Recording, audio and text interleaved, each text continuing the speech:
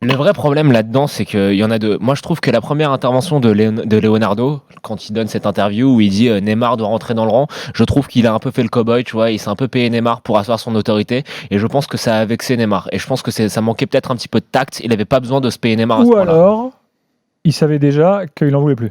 Autre hypothèse, mais je trouve qu'il y a été un petit peu fort et que par rapport à la position que tu dois prendre en tant que directeur sportif d'un grand club européen comme le Paris Saint-Germain, tu dois faire preuve d'un petit peu plus de nuance. Après, ce qui m'embête vraiment, c'est qu'il y a deux choses. C'est la première chose, c'est que Neymar, de par ses déclarations, on en a parlé déjà avec Pierre Ducrot, voilà, même s'il le pense que son meilleur souvenir c'est la remontada, par respect pour ton employeur, par respect pour les supporters qui sont toujours traumatisés par cette remontada, par respect par tes coéquipiers qui ont vécu cette remontada du côté Paris Saint-Germain, tu dois pas faire cette déclaration.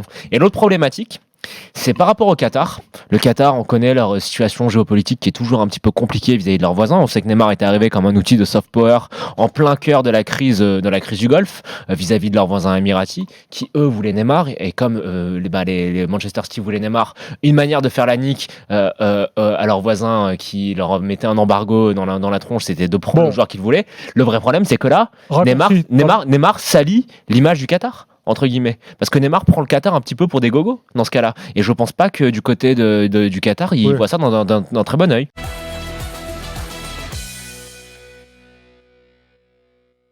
On a bien réussi à tirer Tcheleta Tsar l'année dernière. Ouais, il a pas fait grand-chose. Hein.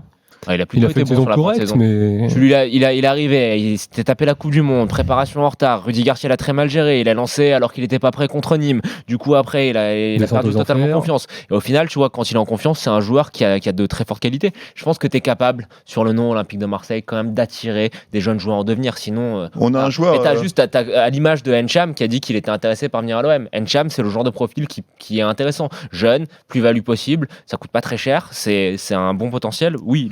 On a un joueur espagnol qui avait fait une très bonne, enfin même plusieurs bonnes saisons à l'OM, mais qui était très critiqué au début parce qu'il avait du mal à se faire au jeu français. C'était Azpilicueta. Et faut se souvenir. Il a mis 6 mois. Voilà, mais il faut se souvenir qu'à l'époque, quand il est arrivé, un super joueur, Aspi.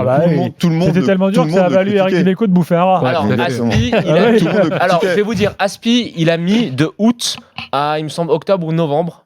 Et son déclic, c'est un match, le premier match Paris Saint-Germain-Marseille, le premier match de l'ère Qatari, où le Paris Saint-Germain arrive à Marseille avec Gamero, Ménès, Pastore, ou est-ce que tu t'attends que Marseille en prenne une tartine? Lucho, sur le coup d'envoi, il va mettre un coup d'épaule monumental à Sissoko, et Marseille gagne 3-0 avec un but magnifique d'Amalfitano. Et c'est là son premier gros match, et après, il est devenu inarrêtable. Mais après, ça n'a pas mis tant de temps que ça. Sur le profil de joueur, voilà, tu as deux jeunes quand même en défense centrale avec Camara. Attention, Camara n'a pas prolongé encore. En plus de ça, il peut être en fin de contrat, et lui peut encore partir libre en fin de saison prochaine. Mais dire sur le profil, allez, un mec qui a de l'expérience, 29 ans, toi sur les trois, voilà, tu as 3 centraux, tu as 3 profils différents, et justement je trouve que c'est pas si idiot que ça maintenant à prouver. C'est pas idiot si Marseille a plus d'argent que ce qu'ils veulent bien le laisser entendre, parce que si tu as de l'argent dans ce cas-là, oui, c'est un joueur qui a 300 matchs de Liga dans les pattes, pour encadrer les deux jeunes c'est bien, et de toute manière, bon, il y a le petit Perrin de la réserve qui est très bon, pourquoi pas le faire monter, mais tu vas avoir besoin quand même d'un 4e défenseur central, tu peux pas faire la saison à 3.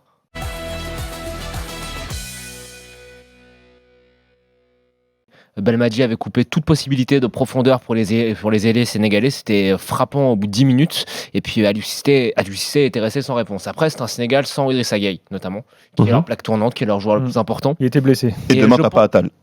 Et il n'y a pas Attal, exactement. Après, donc, les deux clés du match, à mon avis, c'est comment va se comporter Mehdi Zéphane sur son côté, parce que je l'ai trouvé très alors offensivement absent et défensivement assez fébrile. Là tu as quand même 2 flèches sur les côtés sénégalais qui font que peu importe il permute, mais ça va être très compliqué défensivement. Et je pense que le Sénégal, même si c'est pas l'équipe qui est la plus belle à voir en termes de style, c'est peut-être moins des esthètes quand tu regardes le jeu sénégalais, mais ils ont une puissance physique qui à mon avis peut faire beaucoup de mal à l'Algérie.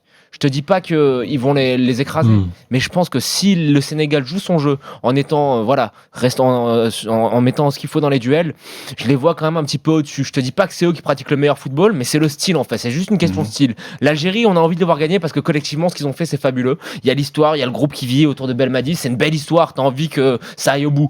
Mais attention, moi, je vois pas vraiment de favoris. Juste 2 styles différents.